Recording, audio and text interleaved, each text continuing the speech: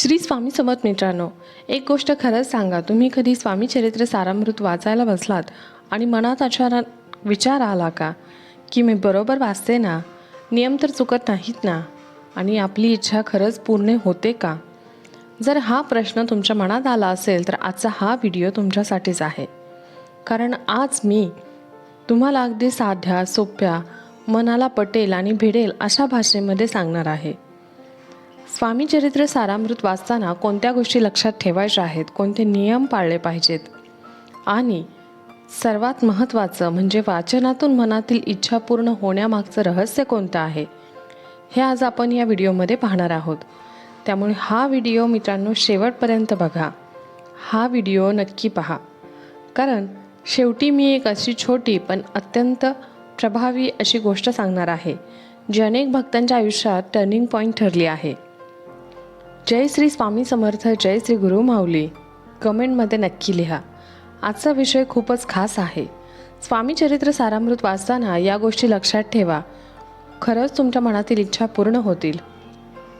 भक्तांनो, आपण खूप वेळा पाहतो, बघतो, काही लोक नित्य पाठ करतात, काही लोक पारायण करतात, काही लोक स्वामींचा अखंड जप करतात, पण तरीसुद्धा ते म्हणतात की मी इतकं वाचते पण मनासारखं काही होत नाही. आणि काही लोक अगदी साधं वाचन करतात, पण त्यांचं आयुष्य आपल्याला बदलायला सुरुवात झालेली दिसते. भक्तांनो, फरक नेमका कुठे आहे? फरक आहे तो नियमांमध्ये नाही, तर भावनेमध्ये आहे, त्यांच्या निष्ठेमध्ये आहे. आज आपण हेच समजून घेणार आहोत की सर्वात आधी आपण समजून घेऊया श्री स्वामी चरित्र सारामृत म्हणजे नक्की काय. तर भक्तांनो, श्री स्वामी चरित्र सारामृत हा श्री स्वामी समर्थ महाराजांचं चरित्र सांगणारा एक दिव्य असा ग्रंथ आहे. हा ग्रंथ केवळ कथा नाहीत, तर हा ग्रंथ म्हणजे स्वामींच्या कृपेचं जिवंत रूप आहे. अनेक वेळा भक्त मानतात आणि सेवा मार्गातही हेच सांगितलं जातं की या ग्रंथाच्या नित्य वाचनाने आयुष्य, आरोग्य, संतती, संपत्ती सर्व काही मिळते आणि त्या मनुष्याची संकटातून सुटका होते. म्हणूनच गुरुमाऊली परमपूज्य अण्णासाहेब मोरे यांच्या दिंडोरी प्रणीत सेवा मार्गात या ग्रंथाचं नित्य वाचन केलं जातं. कारण स्वामी समर्थ हे केवळ देव नाहीत, तर ते आपले आईवडील आहेत, ते आपले गुरु आहेत आणि तेच आपले रक्षणकर्ते आहेत. आणि जेव्हा आपण त्यांच्या चरित्रांचे वाचन करतो तेव्हा आपल्या मनातला अंधार हळूहळू कमी होतो आणि आयुष्यात प्रकाश यायला लागतो. आता आपण जाणून घेऊया, मुख्य मुद्द्यावर येऊया. स्वामी चरित्र सारामृत वाचताना कोणते नियम पाळले गेले पाहिजेत, हे नियम मी तुम्हाला खूपच सोप्या भाषेत सांगते, जेणेकरून तुम्ही लगेच आजपासून वाचनालाही सुरुवात करू शकता आणि हे नियम नित्य पाळू शकता. सेवा करताना आपल्याला नित्य 3 अध्याय वाचायचे आहेत.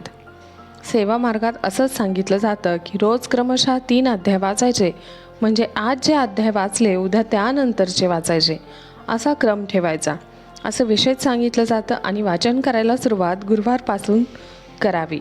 गुरुवार हा गुरुचा दिवस आहे. श्री स्वामी समर्थ हे देखील गुरुरूपातच आहेत. भक्तांनो, वाचन सुरू करताना एक छोटासा संकल्प घ्या. संकल्प खूप मोठा नसावा, असं काही नाही. फक्त मनात इतकं बोला की श्री स्वामी समर्थ, मी हे वाचन श्रद्धेने सुरू करते. माझ्यावर कृपा करा, माझं मन शुद्ध करा आणि मला योग्य तो मार्ग दाखवा. एवढाच संकल्प पुरेसा आहे. दुसरा नियम म्हटलं तर 11 माळी जप वाचनापूर्वी किंवा वाचनानंतर करावा. श्री स्वामी समर्थ या मंत्राचा 11 माळी जप करावा. आता काही लोक म्हणतील की 11 माळी म्हणजे खूपच वेळ लागेल, पण लक्षात ठेवा, आपण रोज मोबाईलवर किती वेळ घालवतो आणि विनाकारण दुसऱ्यांबद्दल बोलण्यात सुद्धा किती वेळ घालवतो. आपण रोज अनावश्यक गोष्टींवर खूप वेळ खर्च करत असतो. जर आपण स्वामींसाठी थोडा वेळ दिला तर स्वामी आपल्यासाठी आयुष्यभर वेळ देतात. श्री स्वामी समर्थ हा मंत्र फार शक्तिमान आहे. हा मंत्र म्हटला तर आपल्या मनाला आधार देतो, भीती दूर करतो आणि आपल्या घरामध्ये सकारात्मकता वाढवतो. तिसरा नियम म्हणजे अहंकार विसरा. भक्तांनो, हा नियम खूप महत्त्वाचा आहे, कारण अनेकदा आपण बघतो, करतो, की मनात एक भाव येतो की मी रोजच वाचते, रोजच जप पण करते, मीच खूप चांगली भक्त आहे. तेव्हा भक्तांनो इथेच चूक होते. स्वामींना अहंकार अजिबात आवडत नाही. स्वामींना हवी असते ती नम्रता, पूर्णपणे समर्पण, निष्ठा वाचताना अशी मनात ठेवावी. स्वामी मी काही जे करते ते तुम्ही माझ्याकडून करून घेता. माझं आयुष्य तुमच्या चरणी आहे. आणि जेव्हा हा भाव मनामध्ये येतो तेव्हा भक्तांचे संकट स्वामी स्वतःहून कमी करतात. ते आपोआप कमी व्हायला लागतात. चौथा नियम म्हणजे शुद्धता पाळा. वाचन करताना शक्यतो स्नान करून स्वच्छ कपडे घालून स्वामींचा फोटो किंवा मूर्तीसमोर बसून वाचा. काही लोक म्हणतात आमच्याकडे वेळ नसतो, पण शुद्धता म्हणजे केवळ बाहेरची नाही तर शुद्धता म्हणजे आंतरिक मनाची सुद्धा आहे. जेव्हा आपण स्वच्छ होऊन शांतपणे बसून वाचन करतो तेव्हा त्या शब्दांचा परिणाम आपल्या मनावर होत असतो. विशेषतः रात्री झोपण्यापूर्वी वाचन केलं तर शांत झोप लागते, मनही शांत होतं, घरामध्ये कलह कमी होतो. भक्तांनो आपण समजून घेऊया की इच्छा पूर्ण होण्यामागचं रहस्य काय आहे. कारण आपण पूर्वी सांगितलं, शीर्षकात सुद्धा म्हटलं की मनातील इच्छा पूर्ण होतील. पण इथे एक गोष्ट लक्षात ठेवा, स्वामी समर्थ आपल्या मनातील प्रत्येक इच्छा पूर्ण करतात, पण योग्य इच्छा म्हणजे जे तुमच्या भल्यासाठी आहे तेच, जे तुमच्या आयुष्याला योग्य दिशा देणारं आहे. स्वामी ते नक्की देतात. काही वेळा आपण हट्ट करतो पण स्वामी आपल्याला ते देत नाहीत. कारण स्वामी आपल्याला दुखावण्यासाठी नाही तर संकटातून वाचवण्यासाठी थांबव. आणि म्हणूनच भक्तांनो वाचन करताना तुमची इच्छा स्वामींना अगदी आईला सांगतो तशी सांगा. मनात कुठलाही बनावटपणा नको. काही लोक म्हणतात की स्वामी मला हे हवंय, पण आतून त्यांचा विश्वासच नसतो.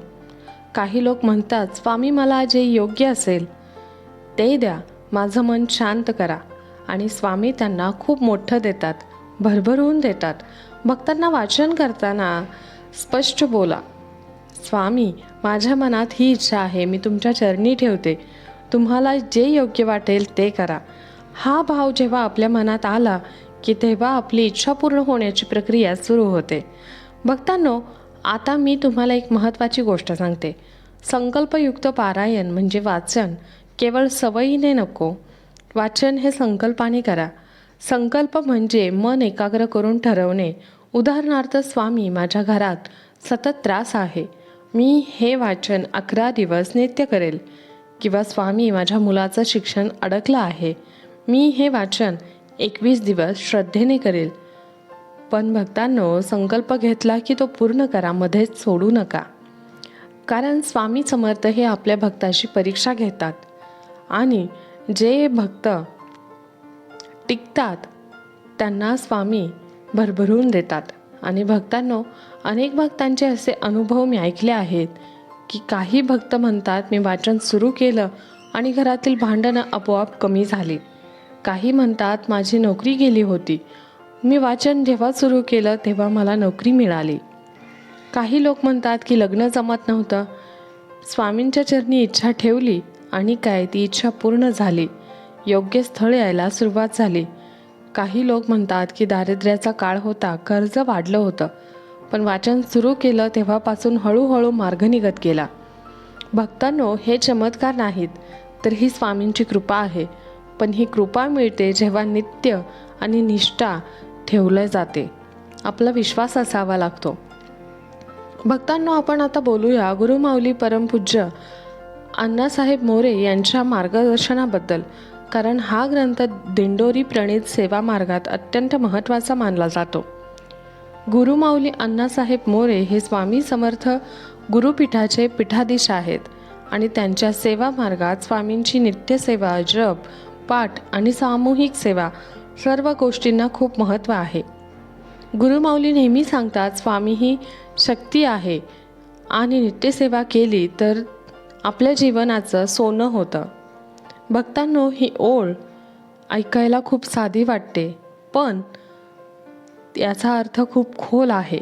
कारण सेवा म्हणजे फक्त पूजा नाही, सेवा म्हणजे आपल्या मनाचा स्वामींच्या चरणी सतत संपर्क ठेवणे होय. सेवा म्हणजे आपल्या वागण्यात नम्रता आणणे. सेवा म्हणजे चुकीच्या गोष्टींपासून दूर जाणे. जेव्हा हे होतं तेव्हा आयुष्य आपोआप बदलायला लागतं. भक्तांनो, जर तुम्हाला गुरुपीठाशी संपर्क साधायचा असेल तर त्र्यंबकेश्वर नाशिक येथे गुरुपीठ आहे आणि संपर्क क्रमांक 025942340007. आता आपण येऊया वाचनाच्या फायद्यांकडे. कारण अनेक भक्त विचारतात फक्त वाचन केल्याने काय होतं.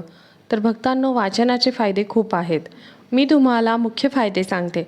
पहिला फायदा, संकटातून मुक्ती मिळते. कारण स्वामी चरित्रात जेव्हा आपण संकटांचे प्रसंग वाचतो तेव्हा आपल्याला समजतं की स्वामी संकटात साथ सोडत नाहीत. हा विश्वास आपल्याला आतून मजबूत करतो. दुसरा फायदा म्हणजे आरोग्य, संपत्ती आणि संतती मिळते. स्वामी समर्थ हे भक्तांच्या प्रत्येक गोष्टीची काळजी घेतात. तिसरा फायदा म्हणजे दिव्य ज्ञान प्राप्त होतं. म्हणजे आपलं मन हळूहळू बदलतं.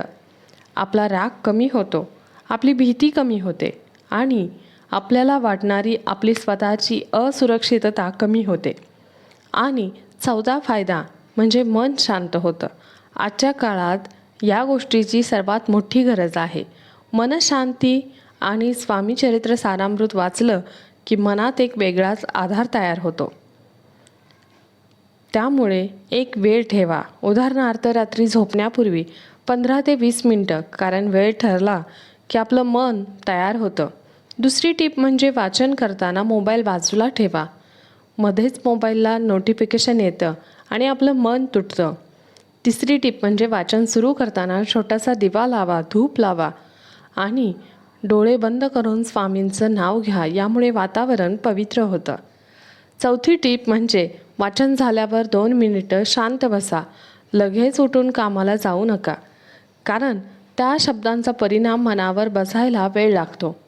पाचवी टीप म्हणजे वाचनाच्या दरम्यान जर तुमचं मन विचलित झालं तर घाबरू नका. मन तर आपलं भटकतच असतं, पण पुन्हा स्वामींच्या नावाकडे या. मित्रांनो, आता मी तुम्हाला महत्त्वाची गोष्ट सांगते. ती म्हणजे वाचन करताना एक गोष्ट नेहमी करा, कृतज्ञता बाळगा. म्हणजे तुमचं आयुष्य कितीही कठीण असलं तरी स्वामींना दररोज एकदा म्हणा, स्वामी जे काही आहे त्याबद्दल धन्यवाद. आणि तुम्हाला विश्वास बसणार नाही, पण जेव्हा कृतज्ञता येते तेव्हा स्वामींची कृपा खूप वेगाने सुरू होते. कारण स्वामींना भक्तांचे रडणं ऐकायला त्रास नाही, पण स्वामींना भक्तांचा विश्वास खूप प्रिय आहे. आणि कृतज्ञता म्हणजे विश्वास. भक्तांनो, आता आपण शेवटाकडे येत आहोत. मी तुम्हाला एकच विनंती करते, जर तुम्ही आजपर्यंत स्वामी चरित्र सारामृत वाचलं नसेल, सुरू केलं नसेल, तर ते आजपासून सुरुवात करा. गुरुवारपासून सुरू करा. संकल्प घ्या, रोज 3 अध्याय वाचा आणि 11 माळी जप करा. शुद्धता ठेवा, अहंकार सोडा, स्वामी सेवेत या. खरंच तुमच्या आयुष्याचं सोनं होईल. धन्यवाद. श्री स्वामी समर्थ. जय जय स्वामी समर्थ. हा माहितीपूर्ण व्हिडिओ आवडला असेल तर जास्तीत जास्त शेअर करा आणि एक लाईक करा.